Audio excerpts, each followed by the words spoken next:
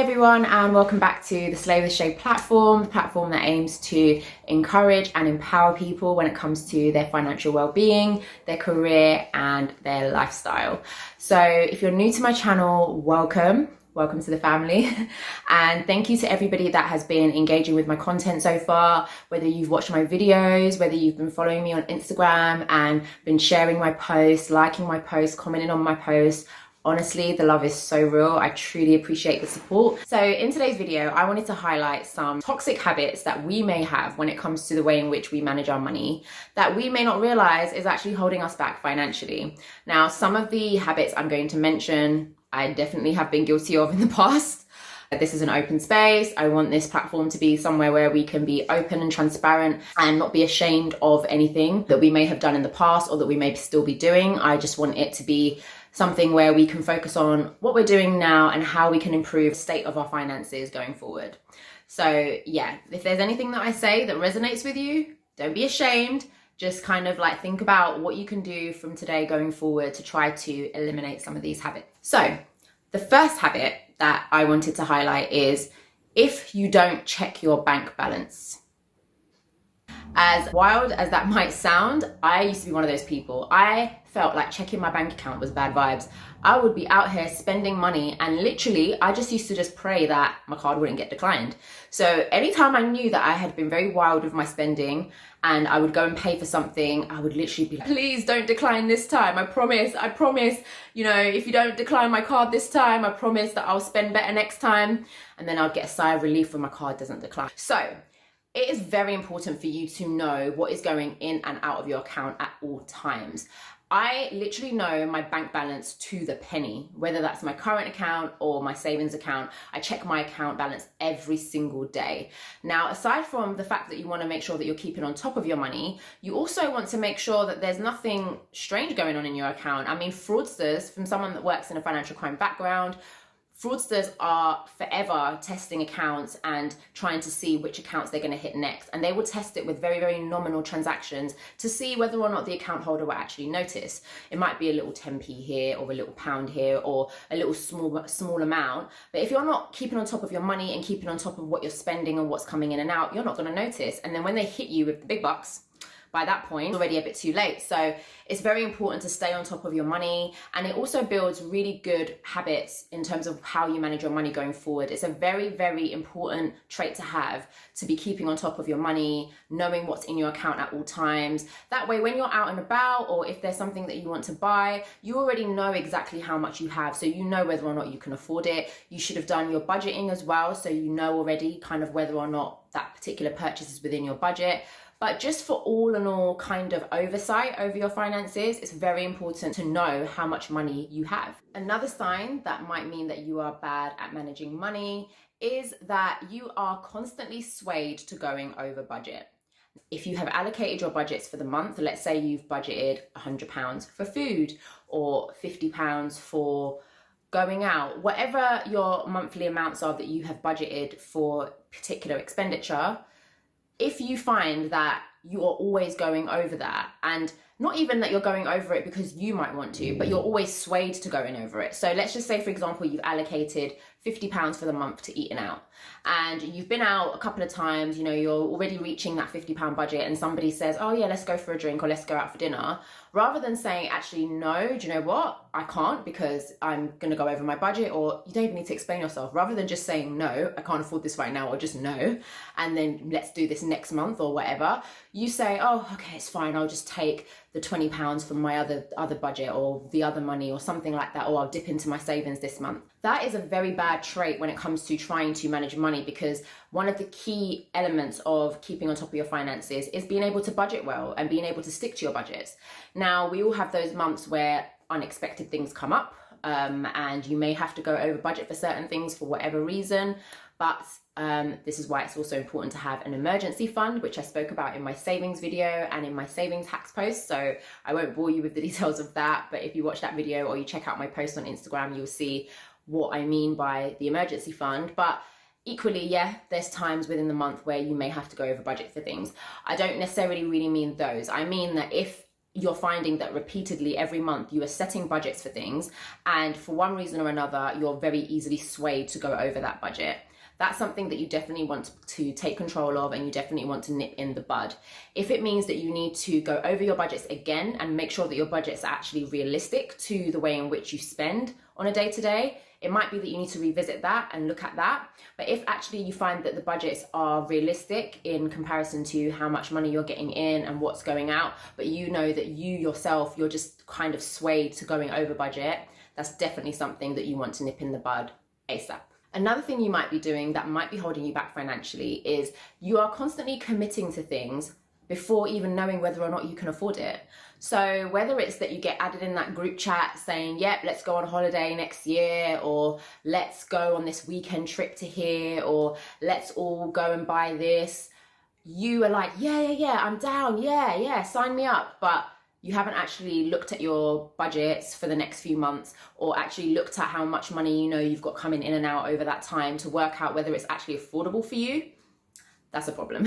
So yeah, whenever there's something that comes up that involves you spending money or allocating money to it, you need to make sure that it's affordable for you. And you need to get into the habit of saying, okay, this isn't affordable for me, so I'm not going to do it. It's very, very easy, I think, to get kind of almost succumbed to that peer pressure if everyone else is on it and everyone else can afford it. But there's honestly no shame in saying, this is over my budget, or this doesn't work for my budget over the next few months. There's been times when I've been invited on holidays, or I've been invited to events, etc. And I've looked at my budget for between now and that time, and I've said, I actually don't have extra money to allocate to that. If I commit to that, I'm going to be taking money out of something else, or I'm going to be derailing my savings goal, etc. And I have felt no shame in saying, babes, I love you, whoever it is. If it's a friend inviting me on holiday, you know, I would love to come and turn up with you, but I actually can't afford it. And there's honestly nothing wrong with that. Saying that you can't afford something doesn't necessarily even always mean that you can't afford it. It's just that at that time, maybe there's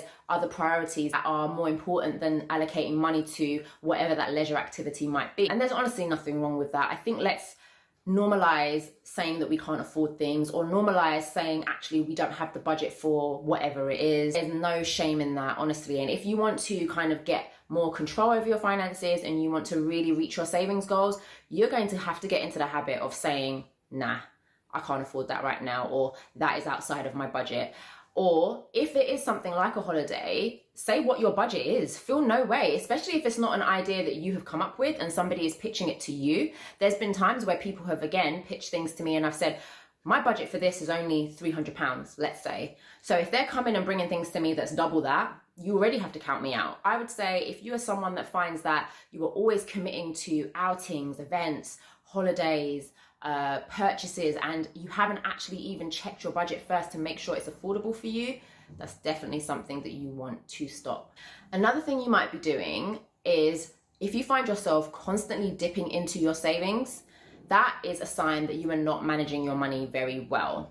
And it could be a couple of things. It could be that you haven't actually allocated the right amount of money to your savings. So in my previous video, I spoke about how important it is to be realistic with your monthly savings amount. Sometimes you want to put away more, but actually the way your income and expenditure set up, you have to put away less. There's nothing wrong with that. It's better to just be realistic with the amount you're putting away than find yourself in a cycle of dipping into your savings every month. Because then what happens is when you then get paid the next month, you want to replace the money that you've taken out, and you then need to take that money back out again. So you're just in a cycle of dipping into your savings. You're not actually topping your savings up. So if you find that every month, for whatever reason, you're needing to dip into your savings, that's probably a sign that you're not managing money very well, or that you're not allocating the right amount of money to your savings, or that you're not actually budgeting your income and expenditure correctly. So again, it's definitely worth having a look at your budgets as a whole and making sure that you're allocating the right amount of money to your savings and for your day-to-day expenditure. Another sign that you may not be managing your money well is if you're constantly spending money that you don't have. So if you find that your day-to-day expenditure is on a credit card or on borrowed money, that is probably a sign that you're not managing your income and expenditure very well, because you're having to heavily rely on credit. The way I sort of see it is that credit should be something that perhaps in a case of an emergency, but generally it should just be something that's used in moderation, and your credit utilization should generally be quite low in comparison to what you spend that out of the money that's actually yours. So if you find that all of your expenses are on your credit card, you don't ever have any extra money left over from your pay every month, you're constantly having to use your credit card or payday loans, etc., that's probably a sign that somewhere there's a breakdown in the way in which you're running your finances, and you may want to kind of take a look and find out what that is. Is it that you're not earning enough? Is it that you're spending too much on something? Is it that you're not budgeting correctly? There's definitely something there that needs to be explored, because really credit should be something that's used very minimally. And if you find that for your day-to-day living expenses, you're having to rely on credit, that's probably a sign that you're not managing something very well. Another sign that you may not be managing your money well is if you have no idea how much you are paying in interest on money that you have borrowed. And the reason why it's very important to understand this is because you may find that you're just in a cycle of repaying your interest for some of the borrowing that you have, as opposed to actually repaying the principal amount that you have borrowed. And it could be because you're just in a cycle of interest because you didn't realize by the time they'd calculated stuff how much interest you would actually be paying back. It's very important when you're taking out lending, they usually will give you a breakdown of what your interest percentage is, and then also how much you will be paying in interest at the end of your borrowing cycle. So make sure that it's an amount that's going to be affordable. And if you are in a situation where you can explore 0% for something, whether it be a 0% balance transfer on a credit card, something like that, whatever it is that you can try and see how you can reduce your overall interest that you're paying, that would be really helpful. But of course, make sure that you get proper financial advice on that, because like I say, your girl ain't a financial advisor, I'm just a baby girl.